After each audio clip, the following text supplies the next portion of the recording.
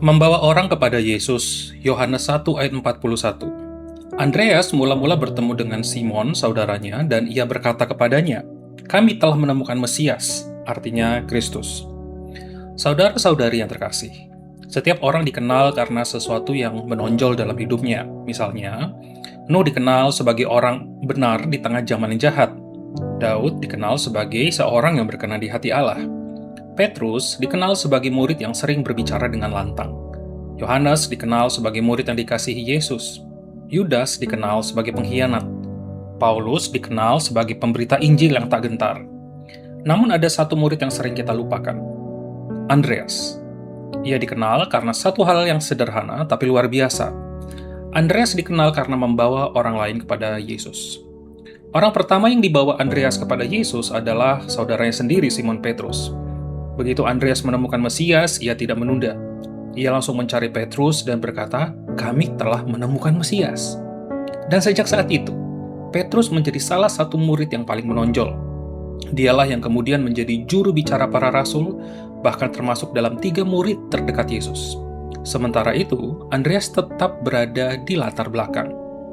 Tidak ada catatan bahwa ia iri atau kecewa karena Petrus menjadi lebih terkenal. Ia tampaknya puas dengan satu hal, bahwa ia telah membawa orang lain, termasuk saudaranya sendiri, kepada Yesus, dan menyerahkan hasilnya sepenuhnya kepada Tuhan. Kita juga melihat hal yang sama dalam peristiwa lain. Ketika ada seorang anak kecil membawa 5 roti dan 2 ikan, siapa yang menemukannya? Andreas. Dan apa yang Andreas lakukan? Ia membawa anak itu kepada Yesus. Yohanes 6 ayat 8-9. Bahkan ketika ada beberapa orang Yunani yang biasanya dianggap rendah oleh orang Yahudi ingin bertemu Yesus, Andreaslah yang menuntun mereka kepadanya. Yohanes 12 ayat 20-22. Tidak ada catatan bahwa Andreas pernah berkhotbah besar, melakukan mukjizat, atau menulis bagian dari kitab suci.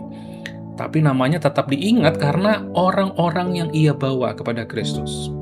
Saudara, dari hidup Andreas kita belajar satu hal penting. Tugas kita bukanlah mengubah hati orang, bukan pula membuat mereka bertobat dengan kekuatan kita sendiri. Kita tidak dipanggil untuk memaksa atau menegur dengan kuasa manusia. Tugas kita hanyalah membawa mereka kepada Yesus. Dan setelah itu, biarkan Yesus yang bekerja dalam hidup mereka.